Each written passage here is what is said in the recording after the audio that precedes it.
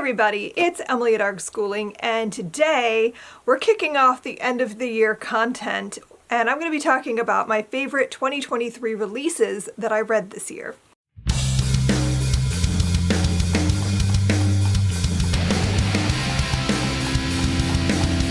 I made an effort this year to try to keep up with the new releases I was pre-ordering. I didn't read everything that I pre-ordered, but I read quite a bit. And today we're going to be talking about the things that ended up being some of my favorite books of the year. Now, this is not my top 10 of the year.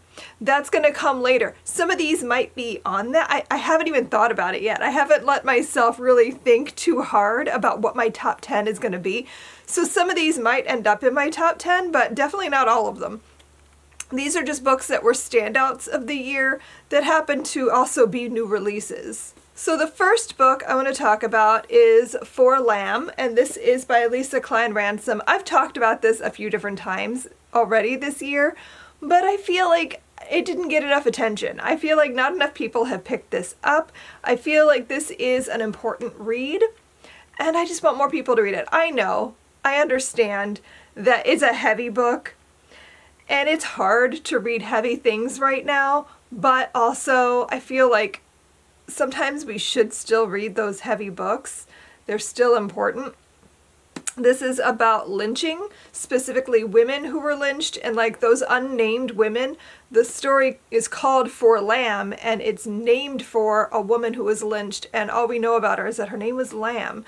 So she wrote this book sort of for her, to give her a voice. So this is set in the 1950s in Jackson, Mississippi. We're following a few different characters, and it's revolving around an incident that happens that leads to a lynching. And it's told like from different perspectives, so you get a pretty good range of what's happening with all the different characters, and like it's so good. Like I was completely invested in this book. I could not put it down. I cried. It's one of those stories that I have not stopped thinking about all year. I'm not going in any particular order here. I sort of wrote these out as they came out, but this is not as I read them, but that's whatever. Next, I want to talk about How to Sell a Haunted House by Grady Hendrix.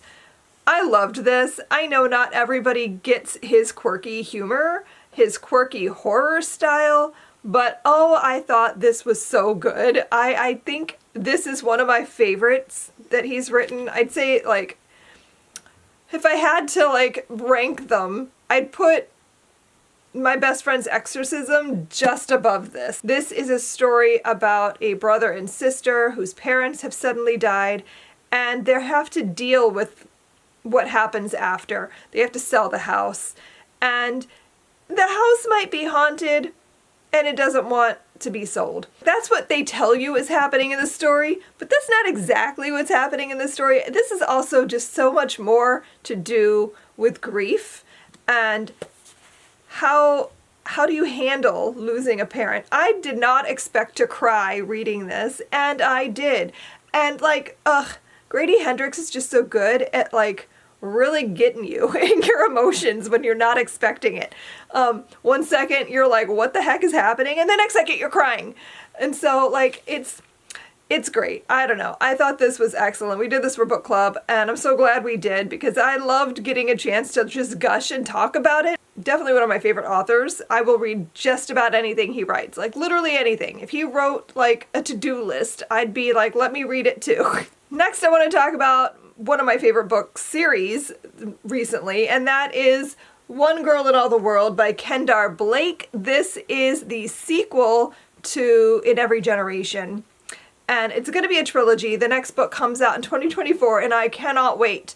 This is a Buffy continuation story, so if you watched all 7 seasons of Buffy the Vampire Slayer, you're ready to pick this up, and you're going to love it. This is following Willow's daughter, Frankie, and her adventures as the next Vampire Slayer.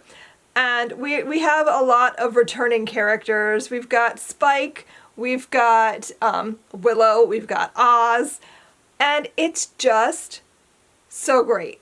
There's a whole conspiracy going on. We have like, it's just like going back to Sunnydale.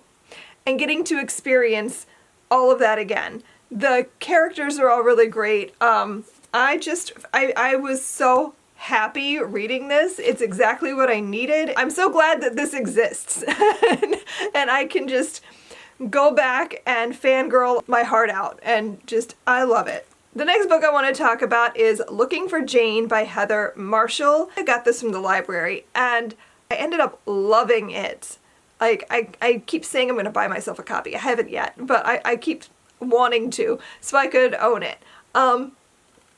This, again, made me cry my eyes out. I cried a lot this year. But this story is about 3 different women and how their lives all come together through the Jane Network. This is set like in different time periods, but I want to say it's like in the 60s, in the 80s, and in the 2000s. So we're following these different perspectives, and it's all about being able to get an abortion and what happens to women when they can't.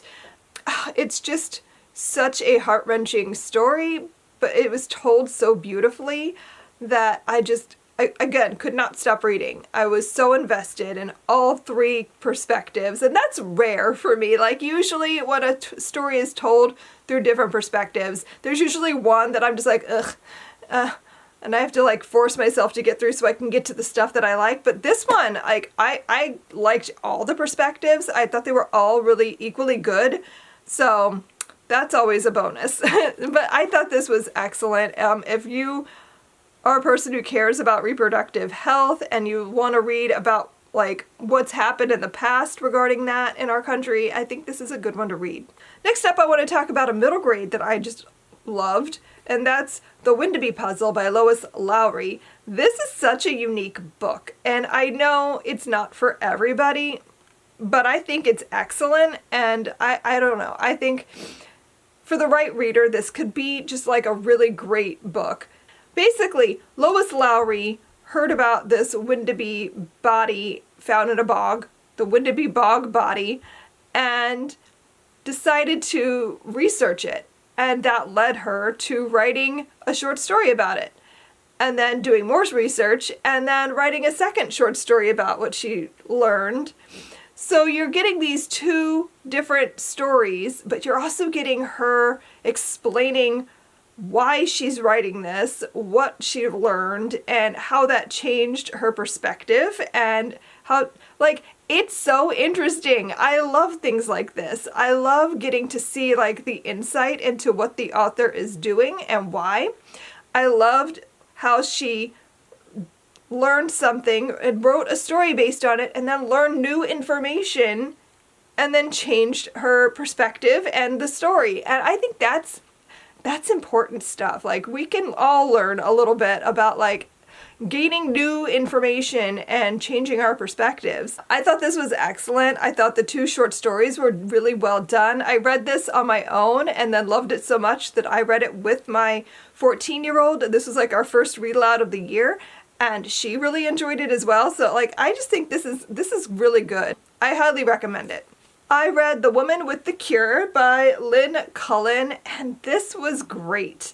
I love stories about women in science. I love stories about, like, hidden histories, and I would say this is absolutely a hidden history. Usually when you think of the polio vaccine, you probably think of Jonas Salk, and this is a story about a woman scientist working in that field who was obsessed with finding the cure for polio, and she kept thinking she was onto something and no one was listening to her, because she's just a woman, but she was onto something, and with her guidance and help, they actually were able to find a way to cure polio. She had a direct hand in creating this vaccine, and not enough people know about that, and so this book is really, really interesting because of that. Like, I love stuff like that. I love reading stories about scientific discoveries and, like, the people who were working along behind it, like how it came to be. So this is a story about that specifically, but also about her life and her relationships with the different scientists she was working with, and the man she would eventually meet and fall in love with. And I ate this up. This was great. Exactly the kind of thing that I love in historical fiction. I read My Dear Henry, a Jekyll and Hyde remix, and this is by Kaylin Barron. I am now a fangirl of Kaylin Barron. This was the first of 2 books of hers that I read this year, and it was so good. Okay, I'm going to start by saying that I really love this remix series. I love what they're doing. I think it's really great. I don't always like retellings of stories that I know really well because I don't always like what they do with it. But the way these have been done, at least the ones I've read, I haven't read all of them, but the ones that I have read have all been done in such a way that it's like almost enhancing the story. But I want to caveat this.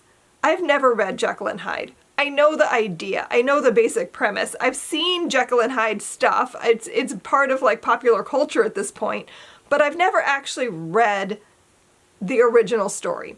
So I don't know exactly how close this was, but My Dear Henry was so good. We're following 2 queer men.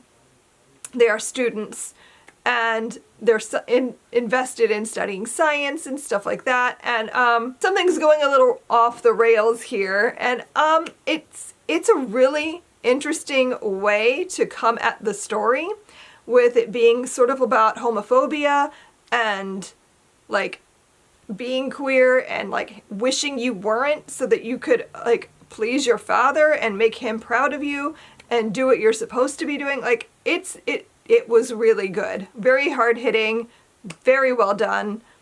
Excellent stuff. Like, I want to read everything Kaylin Barron writes at this point because I just think her writing is great. We're going to get back to that in a little bit. The next book I want to mention is another middle grade. This is probably my favorite middle grade of the year, and that's Vivian Lance's Second Chances, and this was by Catherine Ormsby. What I love about this book was that it was a time loop story. Like, this is what drew me to the story. I love time loops. And I've never read a middle grade one, so I was hopeful that this would be fun. And I got a chance to read the ARC. I was able to get it through NetGalley, and oh my goodness, this book was so much fun. Like, so great. I cannot speak more about like how fun this was to read. Like, again, could not put it down. I read this entirely on my Kindle, which I generally only pick up at night because I keep it next to my bed, and that's like what I read to like wind down and fall asleep at night. And this was one of those books that kept me up late because I had to keep reading. I had to know what was going to happen. This is a story following a girl who is determined to break the curse. She has this curse that she's convinced of, where her first day of school is always terrible. Every year, her first day of school, something goes wrong. And this year, she's made this whole plan. She's gonna make it all perfect. Everything's gonna go her way, and she's gonna have the best first day ever. And so, of course, the time loop is that she gets stuck in this cycle of this first day of school until she figures out what it is she's supposed to be doing to actually break the curse. And it's heartwarming. It's fun. Like, I was laughing. I had like secondhand embarrassment for her. Like, I was cringing a little bit at some of the stuff she was doing because, like, you're supposed to. She's clearly on the wrong track. And then I was also rooting so hard for her, and she's a great protagonist too, like, so good. So much fun. I've never read this author before, but I'm definitely going to be looking out for her books in the future. Next up is the other Kaylin Barron I read this year. It's You're Not Supposed to Die Tonight. This was so good. Like, it's a slasher. I really was not going into this expecting anything deep or anything crazy. Like, I didn't even expect plot twists because it's a slasher. Like, I mean, you expect a bunch of people are going to die.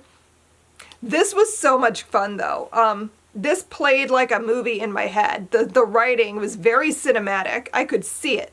This is a story about this weird camp where you go to have a slasher experience. You're basically living out a slasher that is happening around you, and you get to be a part of it at the camp. The story is about like what happens when they're supposed to be closing down the camp for the year, for the summer, and some camp counselors start going missing. I don't want to give anything away because this was super fun. I never knew what was actually going on until the very end. And even then, I think there's a twist at the very end that I dropped the book and I was like, what? Like, so good. I'm new favorite author, maybe. I've only read 2 of her books, but this might have sealed something for me that I'm gonna have to read more of her writing because this was great.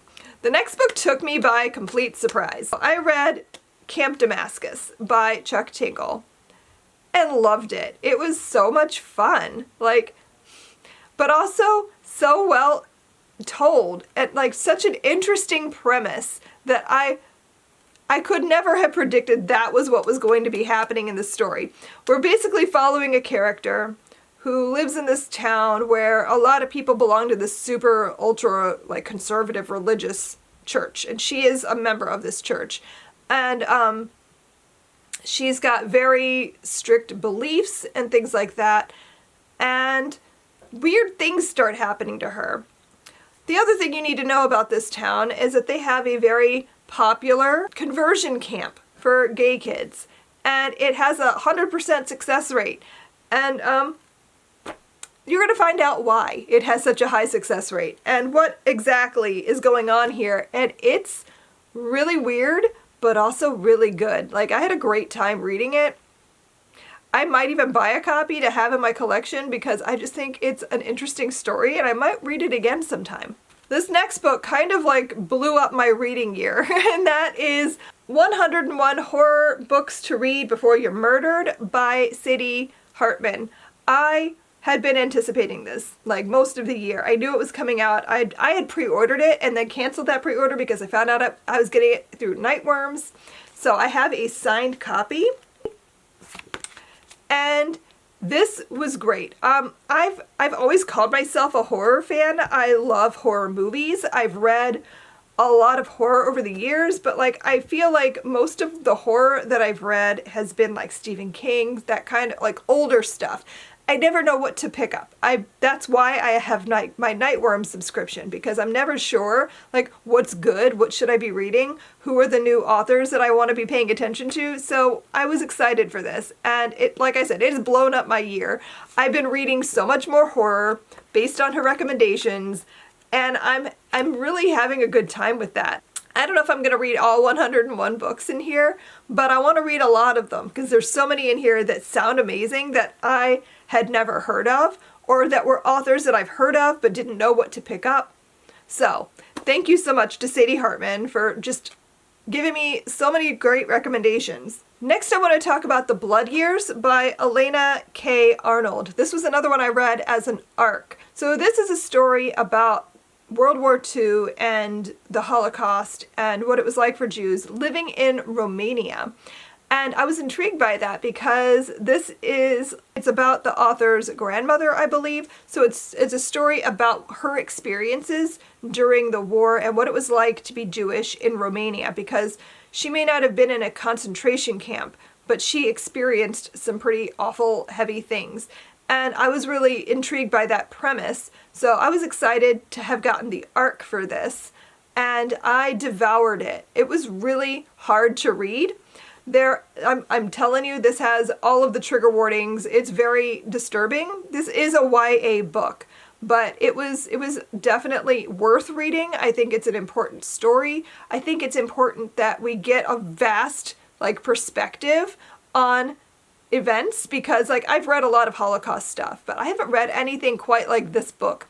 And I thought it was a really interesting perspective on life in that time. I do recommend it, but I do caution you to definitely look up the trigger warnings. There are some scenes that were very upsetting and hard to read, but it was really, really good. So definitely recommend it, even though it is a challenging read. The next book I want to talk about is also set during World War II, and that is Wrath Becomes Her by Aiden Polydoros. This is the second Aiden Polydoros book I've read this year, and I was really excited about this because it's a Gollum story, it's set during World War II, and it's about a girl kicking Nazi butt, and I'm always down for that.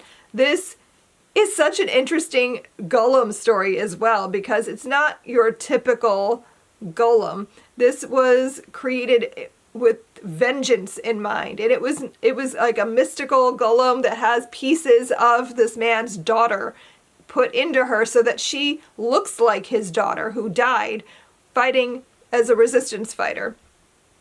And so this golem goes out and like finds the resistance fighters that her human counterpart was already with, and like it's beautifully told. Like I thought this was really good at giving the perspective of the resistance. Like that was great.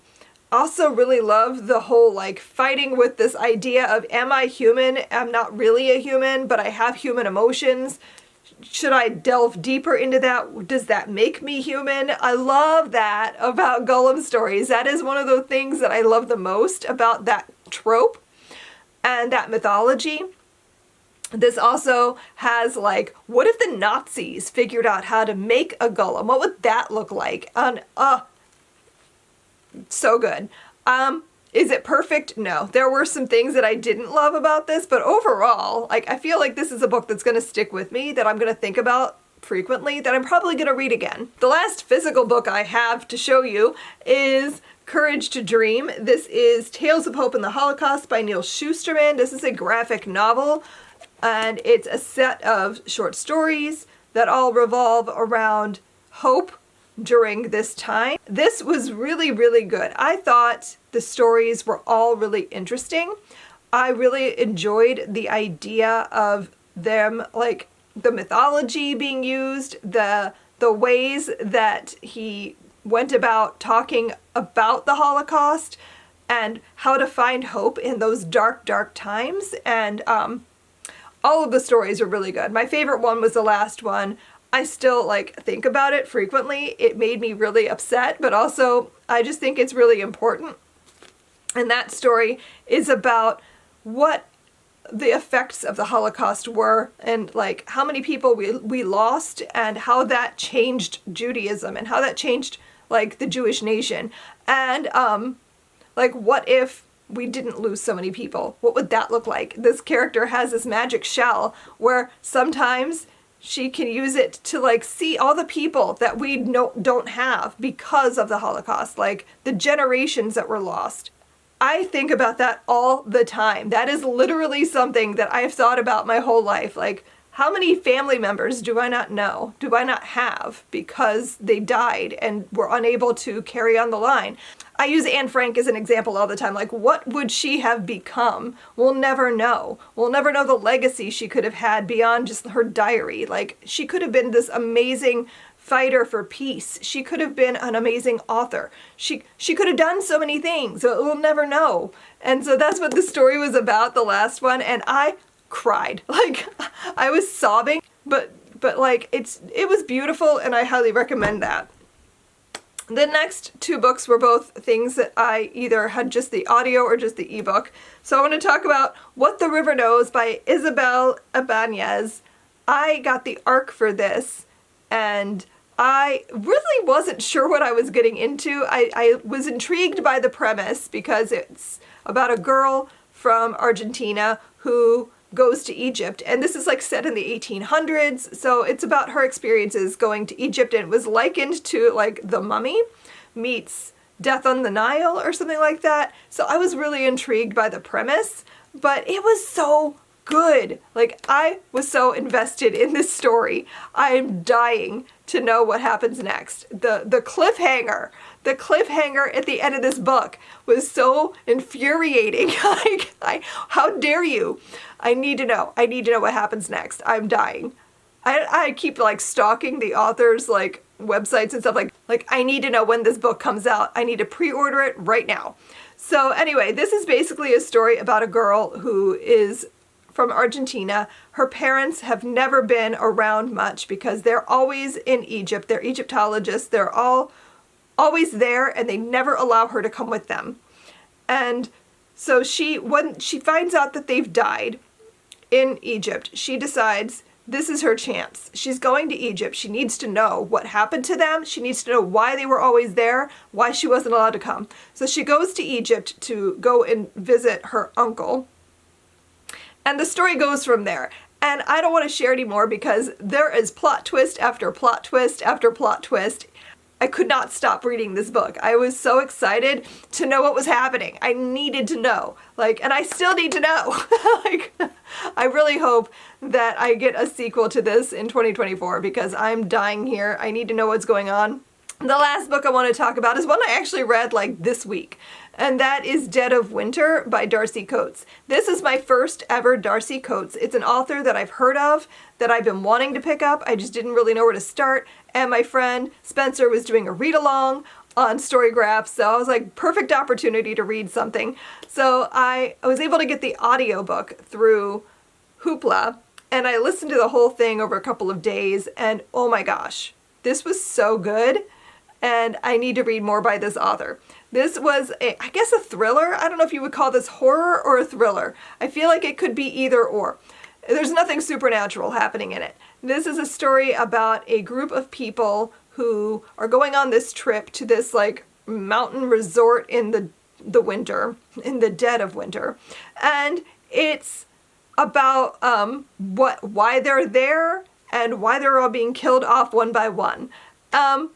And it's one of those paranoia stories where you don't know who amongst you is the killer, but you know someone is, and they're trapped in a cabin for a lot of the story. They're snowed in, they cannot get out, all of their phones are dying, there's no Wi-Fi, and it's so much fun. I thoroughly enjoyed myself. I kind of guessed who the killer was, but there were so many red flags and things that I kept throwing off track, and I just loved it. I had so much fun reading it. So definitely want to read more of things like that in the future. So those are all the new releases that I read in 2023 that I feel like are going to stick with me, that are potential new favorites, new favorite authors, new favorite books. I had a really good reading year this year, and we're going to talk more about that later, but I feel like I read a lot of new releases, way more than I usually do, so I can be proud of that. Let me know down below, what were some of the new releases that you read in 2023 that you think are standouts? Maybe I need to add some new things to my TBR. Thanks so much for watching. If you like this video, I hope you'll like and subscribe so you can see more of my content. Thanks so much, and I will see you guys in my next video. Happy reading. Bye.